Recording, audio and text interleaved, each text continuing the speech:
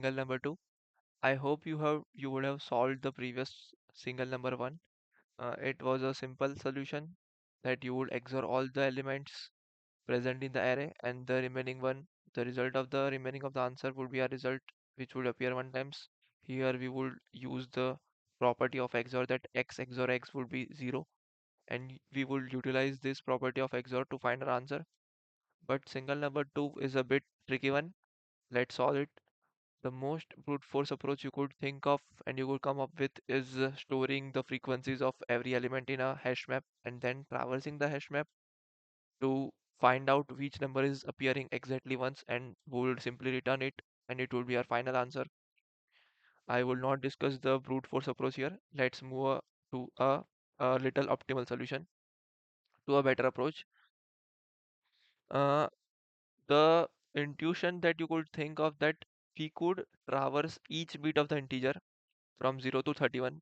Integer consists of 32 bits, 4 bytes of integers. 4 byte is a space of an integer. We could traverse all the 32 bits of the integer, and we could track all the bits present for every integer present in our nums array, and we could divide it with 3, and the remainder which we would come up with will be our final answer, and that is the intuition for this better approach solution. Now I'll explain to you why this solution actually works. uh, when we move towards the scope of a bit, uh, the things change a little bit, because we need to calculate first if that particular bit in the particular number is set or not, and we would simply increment the sum, which we will take as a variable to store. I mean, means to track if this bit is present in the particular integer of array nums that we are taking care of. Uh, the other thing we will do is simply OR it with our final answer. Let's understand the code properly. First of all, we will traverse all the 32 bits of the integer. We will uh, uh, track the total number of bits in that particular bits of our all integers in our nums array, and we will do this with the sum, integer sum. Every time we see a bit that is set in the current number for that particular bit index, we will increment our sum and we will modulo it by 3. If any number is present a single time, our modulo answer will be exactly 1, or else it will be 0. After completing all the integers, we will, for that particular bit index, we will check if any bit contributes to our final answer, then we will simply OR it with our final answer. It seems pretty straightforward. Now, you would observe that time complexity of our current solution is big of n cross 32. But if you would simply sort the array and check it manually, you would notice that our constraint that lie for our nums integer is 3 into 10 raised to 4. So the maximum value would be even smaller than 32, because logarithmic of uh, 2 raised to 32 is 32, and our length do not go that long. So even simply sorting our array and then checking manually would be even more better approach than this approach. So it is obviously not most optimal one. The most optimal one would be looking like this. At first you will think it is confused, so you need to be prepared for the question. If this question will be asked in an interview, you could not come up with the most optimal solution uh, s- in the time when the interview comes by. So basically you need to be aware of the solution. You cannot come up with the solution at the spot of time. Now if you would look in the solution, you will be little bit confused, and what we actually doing here is storing how many numbers are present one time, two time, and three times. The question basically asks us to find which number is appearing exactly once. The approach, I will explain to you why this solution actually works, because the approach is to uh, memorize in a variable what numbers actually are coming once, what numbers actually coming twice, and what number are actually coming thrice.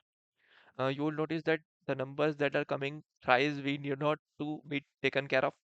We just need to store how many numbers are appearing once and twice, and we will do that task by declaring two variables ones and twos.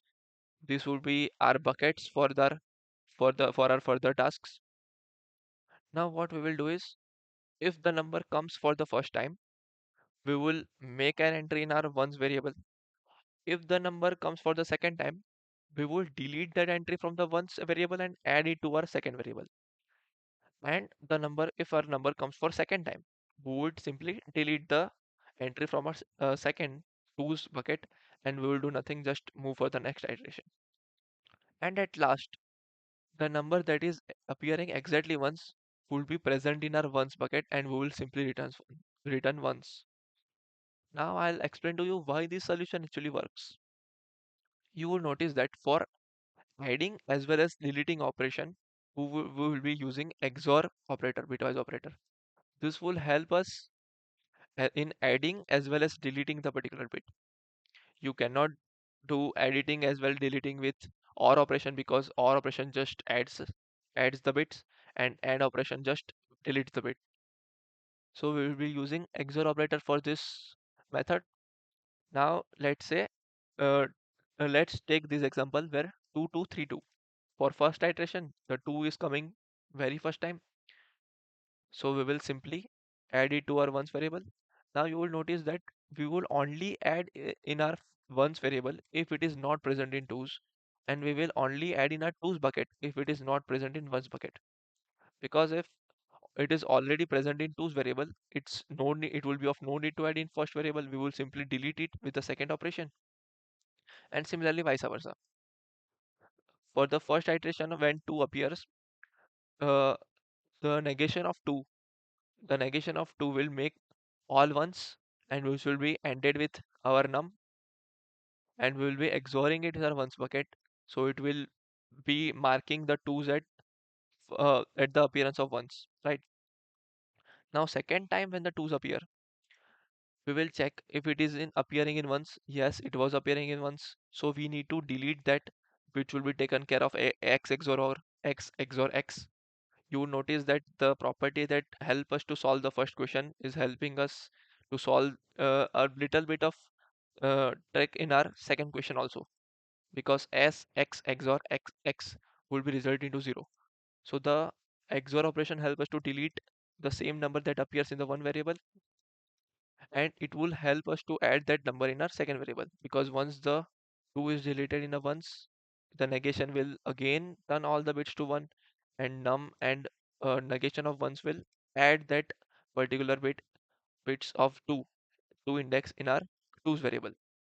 Now when the third comes, the bit of 1 1, 3 carries the bit of 1 1, we will notice that the 2, which had already the second index of 2, carries a 1. The negation of it will become all ones except the second index will be 0.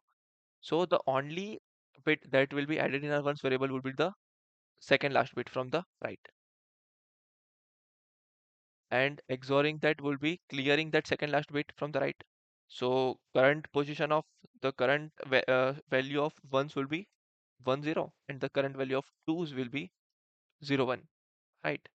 Now when the last 2 appears, we will notice that negation of 0 1 will be 1 1 1 1 1 0, and ending it with num will provide us 1 1 0 0 0 1 0, right?